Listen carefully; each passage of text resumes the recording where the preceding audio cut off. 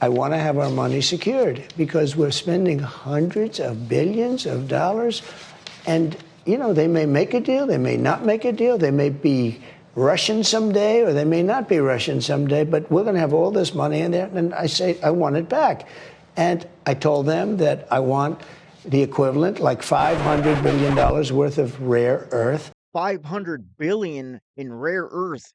Does this moron not know how much money America has helped Ukraine with? Or is this just another one of his crazy exaggerations? Well, before we could go over that clip, I wanted to talk about Pete Hegseth, the Predator, um, his meeting in Brussels earlier this week, and some of the comments that he had made towards America's allies and how they should move forward with supporting Ukraine. So before I do that, if you wouldn't mind hitting like and subscribing, I'd really appreciate it. And yeah, let's jump in.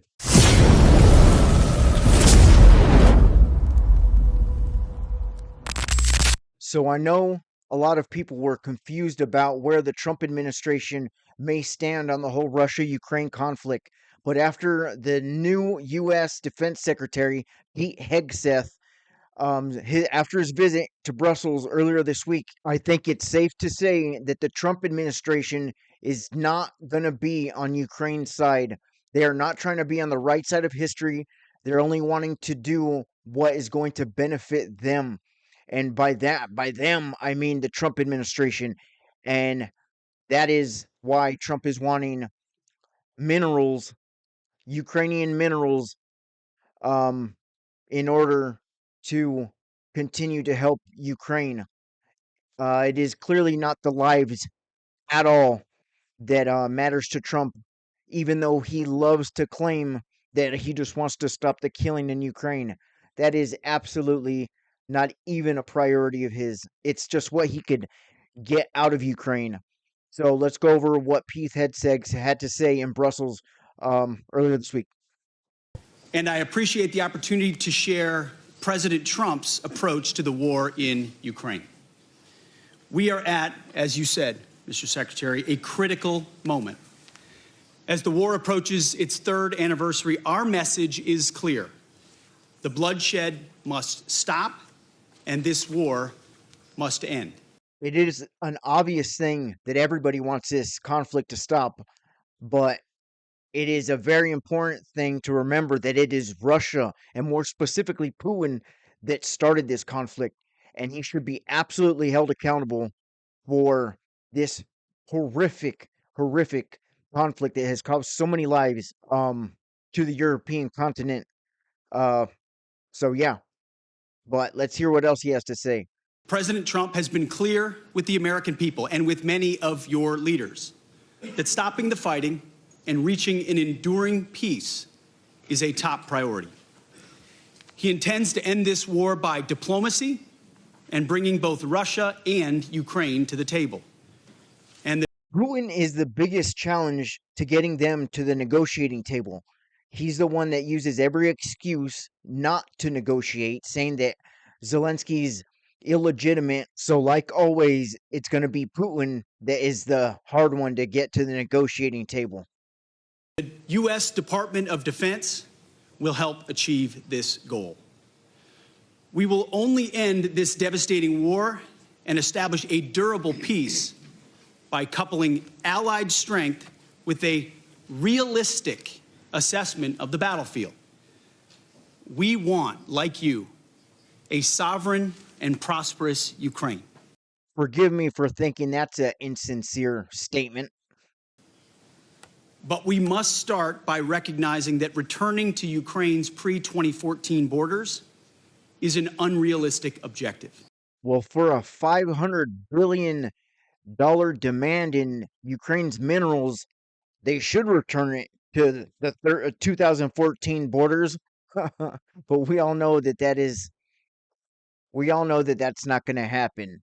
But it is an outrageous ask from Ukraine for 500 billion. That is not even how is that even fair? That is not fair. It sounds like Trump is trying to rob Ukraine Well, anyways, moving right along. Chasing this illusionary goal will only prolong the war and cause more suffering. A durable peace for Ukraine must include robust security guarantees to ensure that the war will not begin again. This must not be Minsk 3.0. No shit. That's exactly why Ukraine needs these security guarantees that nobody seems to want to give them. Everybody is saying all these things, that there needs to be a lasting end to this conflict, but nobody's willing to have Ukraine's back and say that there's going to be this, and that devastating repercussions for Russia if they were to attack Ukraine again. Nobody's stepping up and saying anything about that. All they're saying is, yep, there needs to be a lasting peace, but nobody's saying how they're going to achieve that. And it's annoying. This guy is kind of saying the same shit we've been hearing for years now. Ugh. That said, the United States does not believe that NATO membership for Ukraine is a realistic outcome of a negotiated settlement. Instead, any security guarantee must be backed by capable European and non-European troops. Okay, now that that is said right there, that Europeans are going to have to step up, somebody in Europe is going to have to step up and have Ukraine's back. It is a clear indication right there that America is pulling away from our allies. And somebody there, if they truly give a shit about Ukraine, is going to have Ukraine's back. I mean, there has to be one of these countries there that is willing to step up to the plate and help Ukraine in a significant way, because unfortunately, America and this administration is not going to be there to save the day like a lot of countries expect us to be. So, this is one thing that I do, in a sense, kind of agree with. There has got to be some European countries that are going to step up to the plate now instead of waiting for the US to take the lead like we always do. I do agree with that. So hopefully, this is a wake up call for our allies, because it is on their continent, it's closer to their home, and this administration, even though I do not like them, I do not agree with them, and I sure as hell didn't vote for them, is not going to be there to have Ukraine's back. So, Europe, it's time to wake up. It's time to do some work.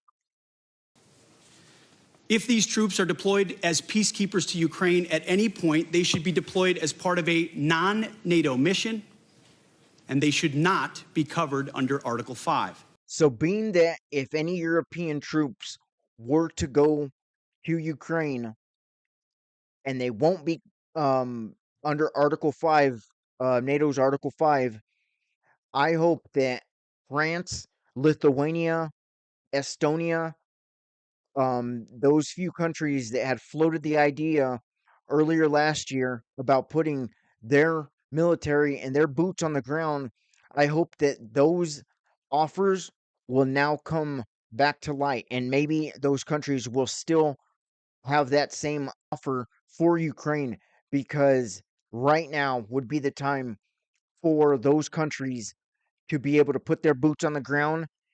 And I think Russia is just about to peter out. Before I go on a tangent, let's see what else he has to say. There also must be robust international oversight of the line of contact. To be clear, as part of any security guarantee, there will not be U.S. troops deployed to Ukraine. To further enable effective diplomacy and drive down energy prices that fund the Russian war machine, President Trump is unleashing American energy production and encouraging other nations to do the same. Lower energy prices, coupled with more effective enforcement of energy sanctions, will help bring Russia to the table. Safeguarding European security must be an imperative for European members of NATO. As part of this, Europe must provide the overwhelming share of future lethal and non-lethal aid to Ukraine. That statement right there, I absolutely agree with. Europe needs to pick up the slack, like I mentioned a few minutes ago, and they should do definitely a hell of a lot more to help Ukraine than any other country in the world because it's right next to them. If it's not Ukraine now, it's going to be them later. So they need to pick up the slack if they really give a shit. Members of this contact group must meet the moment. This means donating more ammunition and equipment, leveraging comparative advantages, expanding your defense industrial base, and importantly, leveling with your citizens about the threat facing Europe. Part of this is speaking frankly with your people about how this threat can only be met by spending more on defense. 2% is not enough. President Trump has called for 5%. Well, that sure does sound pretty hypocritical because I know the U.S. doesn't spend no damn 5%. And I agree. Increasing your commitment to your own security is a down payment for the future, a down payment, as you said, Mr. Secretary, of peace through strength. We're also here today to directly and unambiguously express that stark strategic realities prevent the United States of America from being primarily focused on the security of Europe. The United States faces consequential threats to our homeland. We must and we are focusing on security of our own borders. So that's basically the most important part from Pete Hegseth from his statement at the Ramstein meeting earlier this week in Brussels. So everything else he says doesn't really matter. It's nothing having to really to do with Ukraine. So anyways, I guess that's going to do it for me. And yeah, I guess I'll see you guys in the next one. Bye.